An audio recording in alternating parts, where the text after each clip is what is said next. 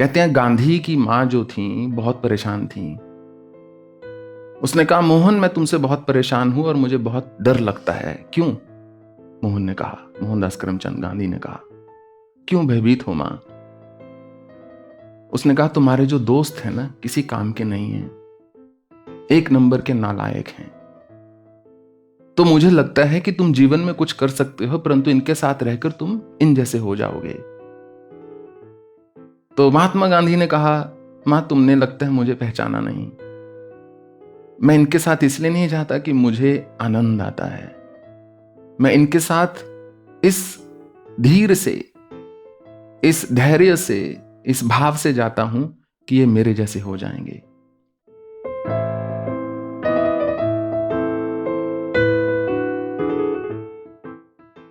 इतने विद्वान लोग आए हुए, फिर स्वामी जी ने आज मुझे कहा, वो योगेश्वर दत्त जी आपको ढूंढ रहे हैं। हमारे ओलंपिक्स के ब्रॉन्ज मेडलिस्ट, विनर, रेसलर, हमारे भारत की शान यहाँ पर विद्यमान है। Thank you very much for coming here, deeply grateful to you. तो उन्होंने कहा, आपको ढूंढ रहे हैं। हमने कहा, काहे, किसके लिए? वो कहते, द्वंद करना है। वो रेसलर हैं।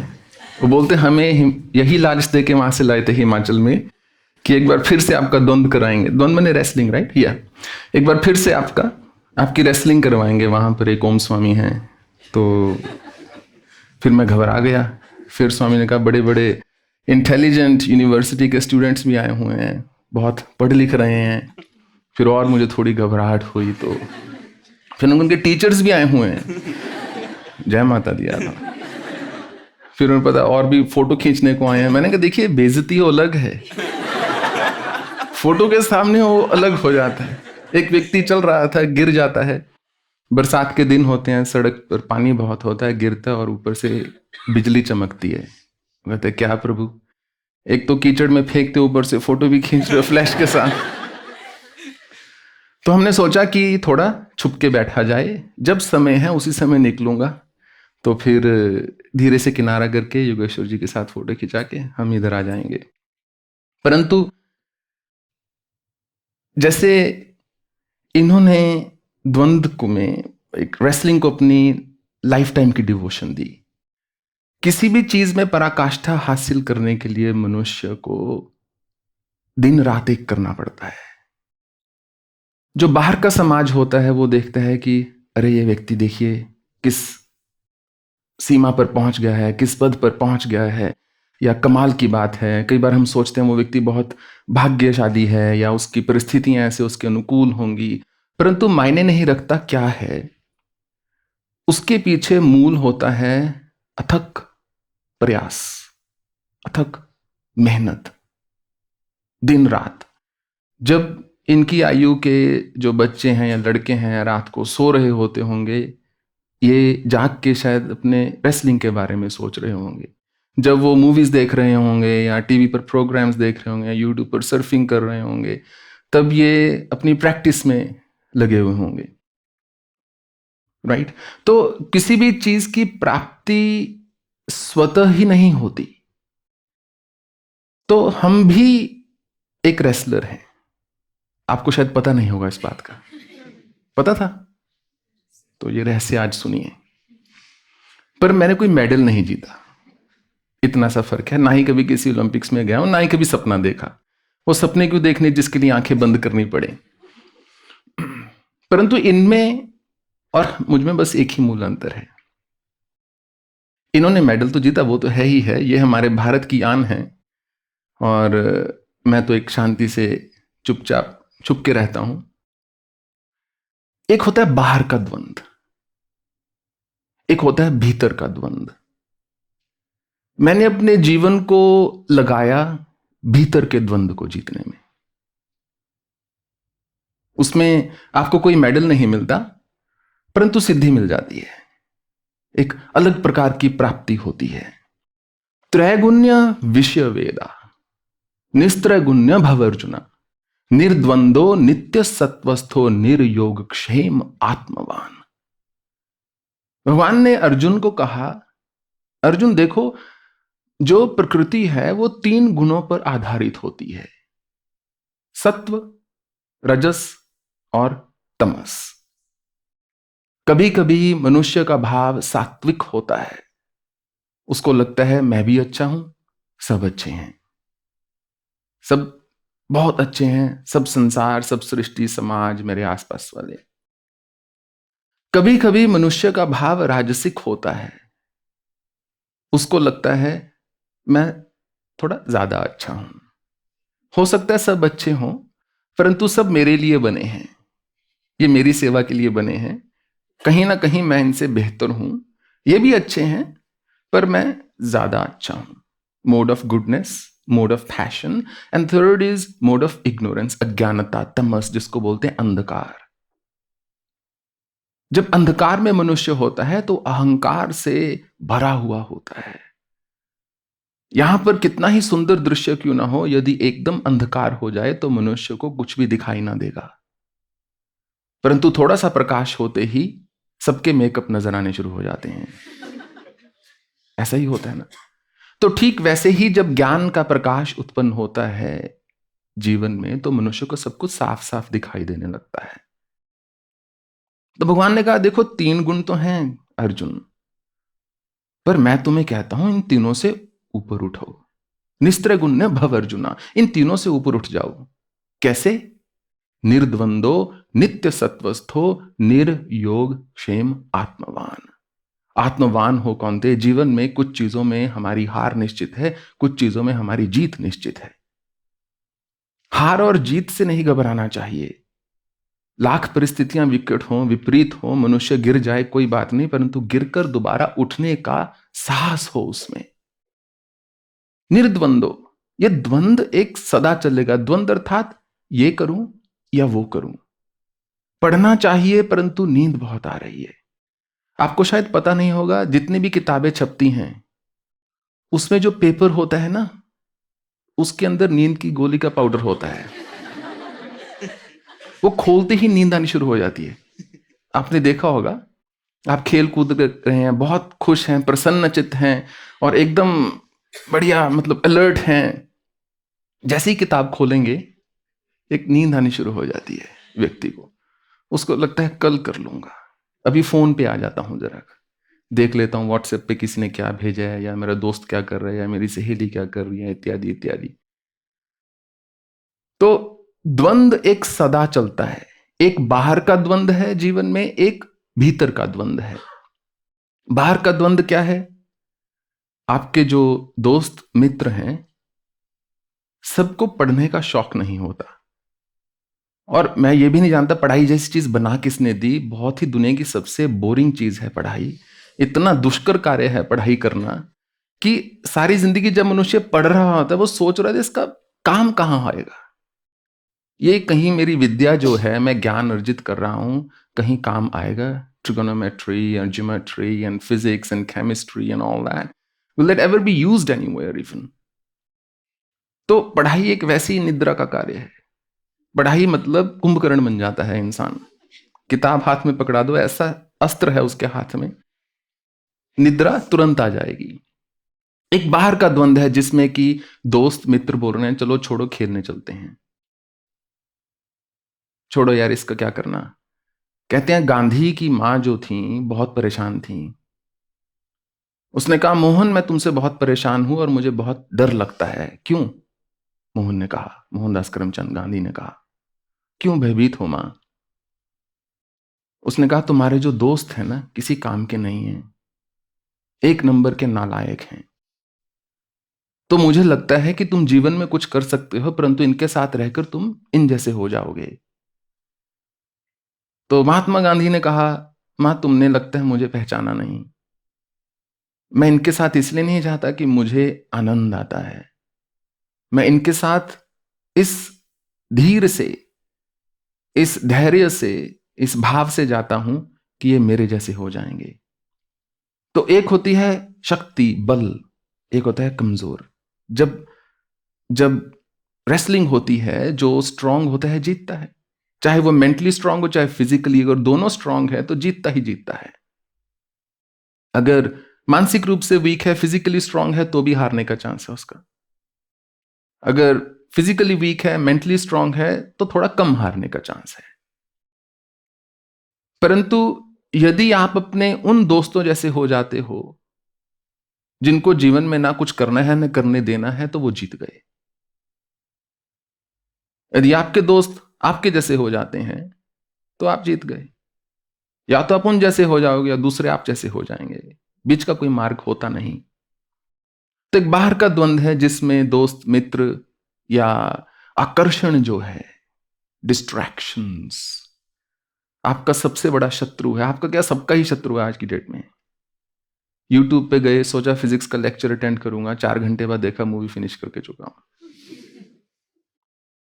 व्यक्ति को लगता है फिर, अरे मैं 3 घंटे से यही कर रहा हूं फोन के ऊपर। पहले लोग पैसों से करते थे, अब वैसी स्क्रोलिंग करते हैं स्क्रीन के ऊपर। वो scroll up scroll up scroll up, कितना कुछ आ गया है आजकल। और जो फिर यूट्यूब पे देख रहे हैं वो देखने कुछ जाने हैं, देखा कुछ, समझ में कुछ आया नहीं, बस हंस के हंसा के 4 कमेंट लिख के वहां से व्यक्ति कहता है मैंने अपना काम कर लिया। जिस दिन मेहनत ना की जाए, जिस दिन what I call productive day, ढंग का काम ना किया जाए, उस दिन शाम को आपको अच्छा नहीं लगेगा। कभी देख लेना, एक अपराध बोध होता है, आत्मग्लानि होती है, गिल्ट फीलिंग होती है, कहां मैंने अपना समय बर्बाद कर दिया। और समय ही सबसे बड़ी जो है पूंजी है आपकी। और दूसरा द्वंद है भीतर का, कि मन चाहता है सुख भोग लूं, मन चाहता है आराम कर लूं, मन चाहता है अभी सो जाऊं, अभी खा लूं, अभी बाहर जाके समोसे खा लूं, जलेबी खा लूं, या दोस्तों के साथ घूमने निकल जाऊं। परंतु यदि मन की सुन ली तो फिर जीवन कभी आपके अनुरूप ना चल पाएगा। और ये जो दौर है, ये जो वक्त चल रहा है, ये वक्त है स्पेशलिस्ट्स का। एक होते हैं जनरलिस्ट्स, एक होते हैं स्पेशलिस्ट्स। मैं आपको एक बड़ी गहरी बात बताने जा रहा हूं, अगर ये आपके समझ में आ गई तो आप कुछ भी हासिल कर सकते हो। कई बार पूछते हैं ना बच्चे कि हम साइंस करें या क्या करें, हालांकि आप सब यूनिवर्सिटी के स्टूडेंट्स हैं, you already taken that path, you know what you are gonna do, but still एक होते हैं स्पेशलिस्ट्स, एक होते हैं जनरलिस्ट्स। जनरलिस्ट वो कहते हैं ना जैक ऑफ ऑल ट्रेड्स, उनको बहुत कुछ आता है पर गहराई में कुछ भी नहीं आता।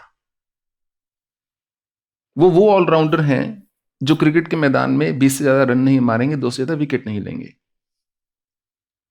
परंतु एक होते हैं स्पेशलिस्ट, उनको बस एक ही चीज आती है, पर एक ही चीज इतनी अच्छे ढंग से आती है, इतने गहरे ढंग से आती है कि उनका कोई मुकाबला नहीं।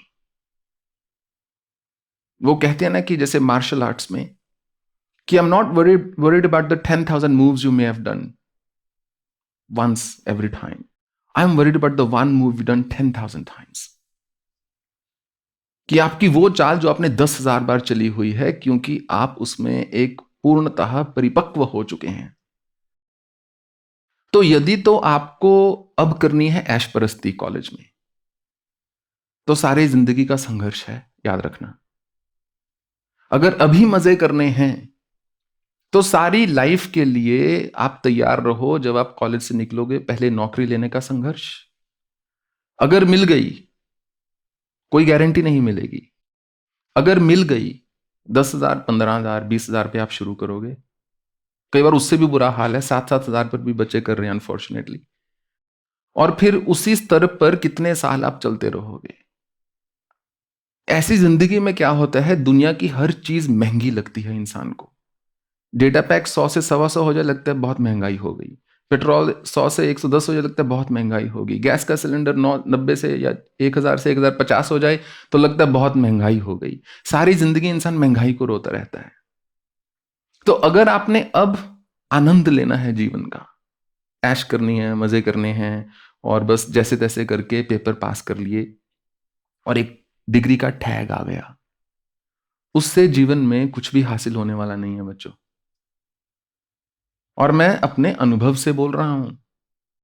आपने सुना होगा ना वर्क लाइफ बैलेंस, भूल जाओ उसको।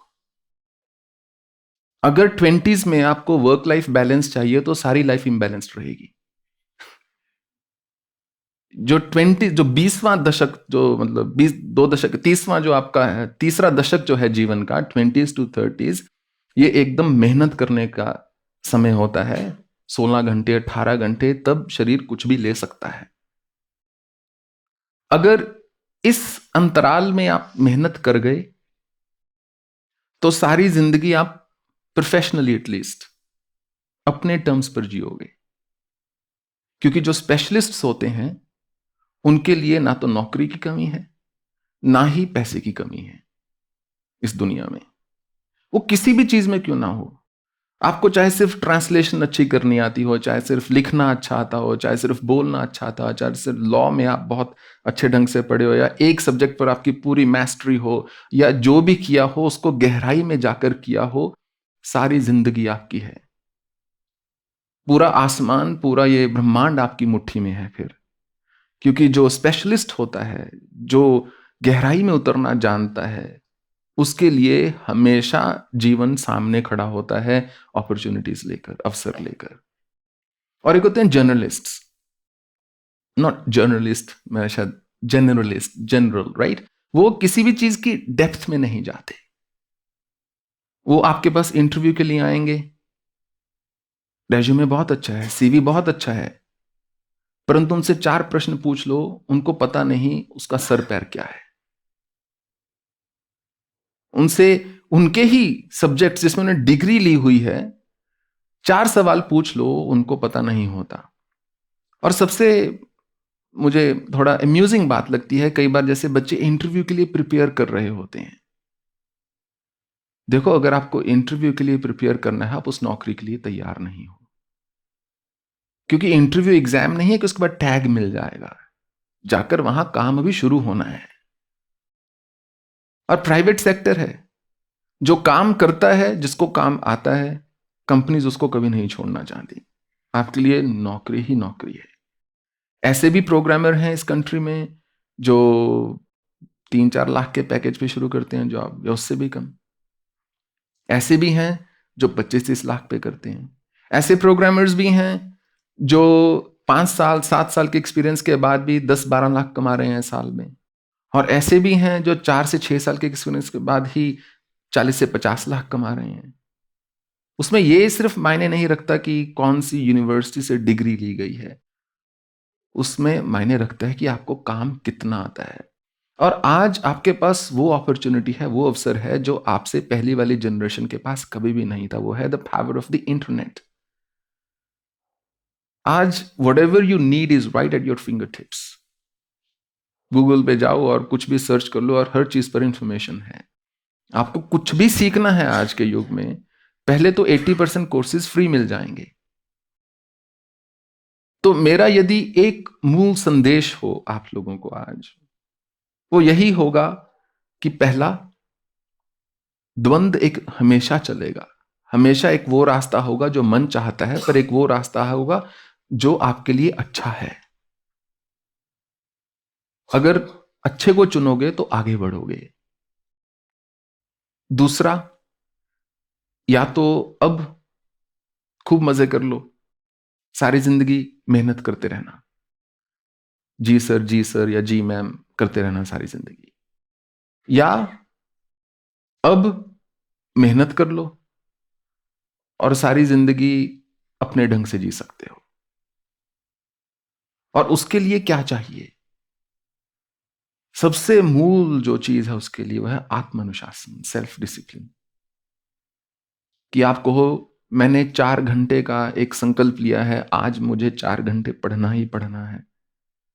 मन कहेगा नहीं, पागल हो, क्या बन जाओगे 4 घंटे पढ़ के? वही प्रिंसिपल बनोगे जिसको पसंद नहीं करते हो। क्या कर लोगे इतना पढ़ के? एक बाप था, हमेशा अपने बेटे को यही सुनाता रहता था कि अरे बेटा, जब तुम्हारी उम्र में गांधी थे तो ये करते थे, तुम्हारी उम्र में बिल गेट्स वो करता था, तुम्हारी उम्र में फलां व्यक्ति ये करता था, तुम क्या कर रहे हो? उसने कहा, पिताजी, आपकी उम्र में बराक ओबामा प्रेसिडेंट बन गया था यूएस का, आप क्या कर रहे हो? तो एक तो वो है कि आत्मानुशासन, कि मन तो कर रहा है, बस आराम किया जाए, सो लिया जाए। और दूसरा है वो रास्ता जो आपके लिए ठीक है। चुनाव आपका है। यदि कुछ इसका फल होगा, अच्छा फल होगा, आप ही को प्राप्त होगा, आप ही उसका आनंद लेंगे। यदि नहीं है तो कष्ट भी आप ही को भोगना पड़ेगा। सामने वाला 4 अच्छे शब्द बोल सकता है, इसके अतिरिक्त तो कुछ नहीं बोल सकता। तो यही मेरा संदेश है और ऐसे ही मैंने स्वयं व्यक्तिगत जीवन व्यतीत किया है। मुझे नहीं पता होता था दिन कब हो रही है या रात कब हो रही है। मुझे वो करना ही है जो मैंने ठाना हुआ है। 12 वर्ष की आयु, 11 वर्ष की आयु से मैं फाइनेंशियली इंडिपेंडेंट था, जस्ट बाय वर्किंग हार्ड, मेहनत से। और इतनी अपॉर्चुनिटी है, इतना अवसर है, बस चाहिए तो वो व्यक्ति जो उसको लेकर मेहनत कर सके। अगर आप मेहनत करेंगे तो जिस भी कंपनी में काम करते हैं वो भी आगे बढ़ेगी, वो आगे बढ़ेगी तो उसकी इनकम रेवेन्यू बढ़ेगा, वो बढ़ेगा तो आपको सैलरी ज़्यादा मिलेंगी। कंपनी नहीं भी चलती, आप कहीं और जाएंगे, ज्ञान लेकर जाएंगे, क्योंकि सबसे बड़ा जो बल है वो ज्ञान का ही होता है। ज्ञान से आप कहीं पर भी बैठ जाइए, आप पत्थर से पानी निकाल सकते हैं। नहीं तो नदी के पास नहा धोगे दोपहर को आ जाएंगे, कुछ नहीं मिलने वाला।